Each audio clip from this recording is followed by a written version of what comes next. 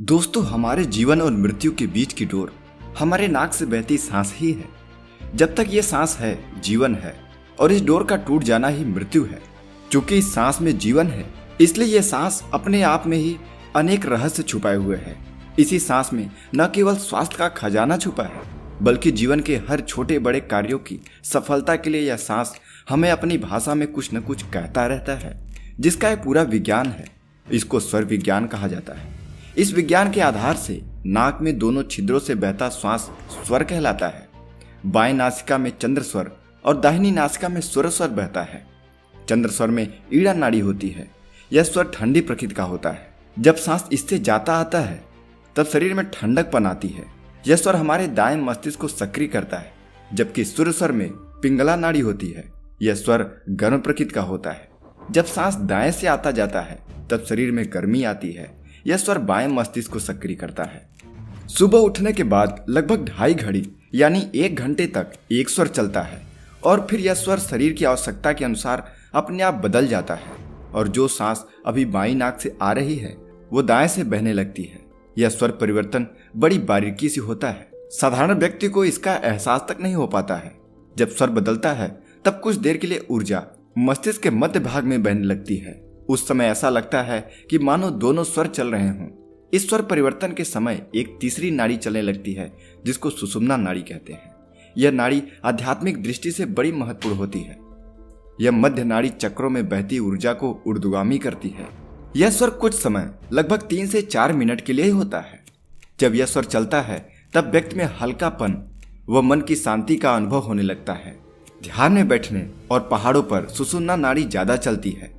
ऐसे ही किसी महापुरुष के सामने आने या मंदिर और धार्मिक स्थान में जाते ही सुषुम्ना नाड़ी खुल जाती है। दोस्तों, स्वर शास्त्र एक ज्योतिष शास्त्र के साथ साथ जीवन जीने के सभी पहलू को सिखाता है। तन और मन की चिकित्सा भी इसी के आधार पर की जाती है। इसी स्वर को व्यवस्थित करने के लिए प्राणायाम किया जाता है, जिससे इन स्वरों में ठीक प्रकार से ऊर्जा का प्रवाह होकर शरीर स्वस्थ बना रहे। योग शास्त्र कहता है कि स्वर के गड़बड़ाने से रोग पैदा होते हैं और प्राणायाम से इन्हीं स्वरों को व्यवस्थित करके रोगों को ठीक किया जाता है। स्वर शास्त्र हमें यह भी बताता है कि किस स्वर के चलने पर क्या करना चाहिए और क्या नहीं करना चाहिए। जैसे बाएं स्वर के चलने पर सौम्य तथा स्थिर कर्म करने चाहिए और दाएं स्वर के चलने पर शारीरिक परिश्रम के कार्य करने चाहिए, तो थकान नहीं होती है। सुषुम्ना के चलते समय ध्यान, भक्ति, स्वाध्याय में रहना चाहिए, क्योंकि सुषुम्ना के चलने पर अन्य कोई और कार्य सिद्ध होता ही नहीं है। दिन के समय सूर्य नाड़ी और रात के समय चंद्र नाड़ी का चलना उचित रहता है। शास्त्र कहता है, मित्रों, सांस की गहराई और उसकी गति से हमारे पूरे शरीर और मानसिक तंत्र पर प्रभाव पड़ता है, जिसमें से कुछ हम बाहरी रूप से देख सकते हैं, जैसे मनुष्य का खुश होना, गुस्सा करना, ये भागते समय उसकी सांसों का फूलना। सांसों पर नियंत्रण करने के बाद हमारे भीतर विचारों पर भी प्रभाव पड़ता है। सांसों को बदलकर हमारी भावनाओं, हमारे विचारों को भी तुरंत बदला जा सकता है। योग शास्त्र की माने तो मनुष्य के भीतर के सभी प्रतिभाएं उसके शक्ति बिंदु यानी उसके 7 चक्रों में छुपी होती है। अगर तुम्हें कोई व्यक्ति सामान्य से अधिक बुद्धिमान लगता है तो यह उसके चक्रों का प्रभाव है, यानी उसका कोई विशेष चक्र सामान्य व्यक्ति की तुलना में थोड़ा ज्यादा सक्रिय है। इसी प्रकार से छठी इंद्रिय का सक्रिय होना यानी भविष्य में होने वाली घटनाओं को पहले ही अनुभव कर लेना, यह संभावनाएं मनुष्य के आज्ञा चक्र यानी तीसरी आंख से संबंध रखती है। लेकिन कभी भी ये 7 चक्र किसी भी व्यक्ति में पूरी तरीके से जागृत नहीं हो पाते हैं। किसी में ज्यादा तो किसी में कम, बस मात्रा का फर्क होता है। जो भी व्यक्ति अपने मन पर कंट्रोल करने का प्रयास करते हैं, असल में उन सभी व्यक्तियों की सबसे बड़ी गलती यह है कि वह सीधे अपने मन पर नियंत्रण करने का प्रयास करते हैं, जो कि संभव नहीं है।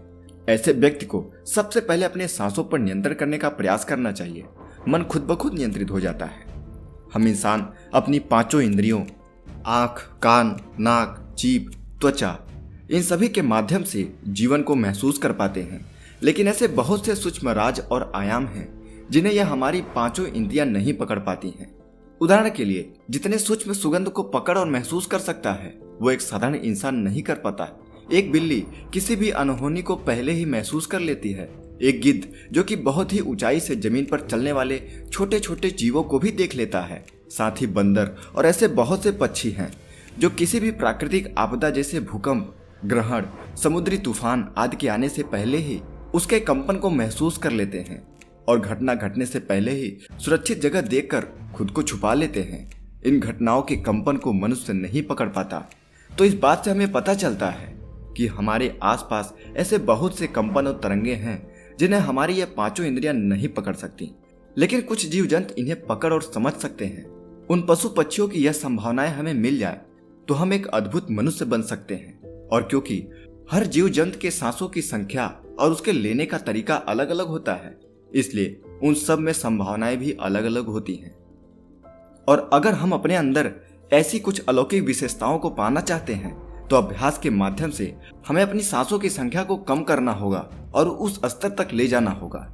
मित्रों, किसी भी व्यक्ति को श्वास के साथ किसी भी प्रकार की जोर जबरदस्ती नहीं करनी चाहिए, बल्कि अभ्यास के माध्यम से नाभि तक इसे भरकर सांस लेना होगा, अपने जीवन का एक हिस्सा बना लेना होगा। इसके बाद योगी क्रिया में एक शब्द होता है नाद। यह एक ब्रह्मांडी ध्वनि है। यह ध्वनि किसी साधारण मनुष्य को सुनाई नहीं देती, क्योंकि यह ध्वनि नहीं है जो किसी टकराव से पैदा होती हो। ध्वनि का सीधा सा विज्ञान है, जहां टकराव होगा वहीं कंपन होगा, और जहां कंपन होगा वहीं ध्वनि उत्पन्न होगी। और टकराव से पैदा हुई इस ध्वनि को हमारी इंद्रियां यानी कान सुन सकते हैं। परंतु हमारे शरीर में कुछ सूक्ष्म इंद्रियां भी निवास करती हैं, जो अक्सर निष्क्रिय और शांत रहना पसंद करती हैं। लेकिन अगर हम इन इंद्रियों को सक्रिय कर लें तो वो नाद की ध्वनि हम सुन सकते हैं। यह ध्वनि एक अलौकिक ध्वनि है जिसे ब्रह्मांडी ध्वनि कहते हैं, जो किसी घर्षण या टकराव से पैदा नहीं होती। यह ध्वनि बाहर भी है और हमारे भीतर भी है, लेकिन जो व्यक्ति मानसिक अवस्था के उस स्तर तक नहीं पहुंचा है उसके लिए यह ध्वनि केवल एक कल्पना मात्र हो सकती है। लेकिन अगर तुम चाहो तो सही अभ्यास के माध्यम से इसे सुन सकते हो। यह आपको एक अद्भुत अनुभव देता है। अब आपके मन में यह सवाल जरूर आ रहा होगा कि आखिर इस ध्वनि को हम कैसे सुन सकते हैं। तो सुनो, तुम रोज कुछ समय एकांत में बैठकर अपनी सांसों पर ध्यान देना। देखो कि तुम्हारी सांस सीने से आ रही है या पेट से आ रही है। अगर सांस सीने से आ रही है तो सांस को पेट से लेने का प्रयास करो, यानी जब तुम सांस अंदर लो तो पेट फूले और जब छोड़ो तो पेट पचके। धीरे धीरे समय के साथ तुम्हारी सांस का केंद्र तुम्हारी नाभि के नीचे होगा, यानी अब तुम्हारी सांस तुम्हारी नाभि के नीचे से आ रही होगी। और निरंतर अभ्यास के बाद जिस दिन तुम्हारी यह सांस प्राकृतिक रूप से बिना ध्यान दिए, बिना तुम्हारे प्रयास किए रातों दिन तुम्हारी नाभि के नीचे से चलने लगेगी, उसी पल से तुम नाद की ध्वनि को सुनने में सक्षम हो जाओगे। लेकिन याद रहे, इस स्थिति को प्राप्त करना इतना आसान नहीं है। इसके लिए बहुत ही दृढ़ निश्चय और अभ्यास की जरूरत पड़ती है। बड़े बड़े साधु संत इसे नहीं प्राप्त कर पाते हैं, लेकिन इसका यह मतलब नहीं है कि आप इसे प्राप्त नहीं कर सकते हैं। यदि आपके अंदर दृढ़ निश्चय है, आप निष्काम भाव से बिना किसी लालच, लोभ, मोह के इसका अभ्यास करेंगे तो आप निश्चित ही इसमें सफलता प्राप्त कर सकते हैं। दोस्तों, जब हम पेट से गहरी सांस लेते हैं तो हमारे मन की चिंता, डर, मानसिक तनाव भी कम हो जाता है और हम खुश रहने लगते हैं। गहरी सांस लेने से इतने सारे मानसिक और शारीरिक फायदे हैं कि अगर हम उन पर बोलना शुरू कर दें तो यह वीडियो काफी लंबी हो जाएगी। इसलिए हम इसके बारे में अगले वीडियो में और डिटेल से जानेंगे। अगर आपको यह जानकारी अच्छी लगी तो हमें कमेंट करके बताएं, इस वीडियो को लाइक करें और ऐसे ही लाइफ चेंजिंग वीडियो पाने के लिए हमारे चैनल को अभी सब्सक्राइब करें। तब तक मिलते हैं अगली वीडियो में। नमस्कार।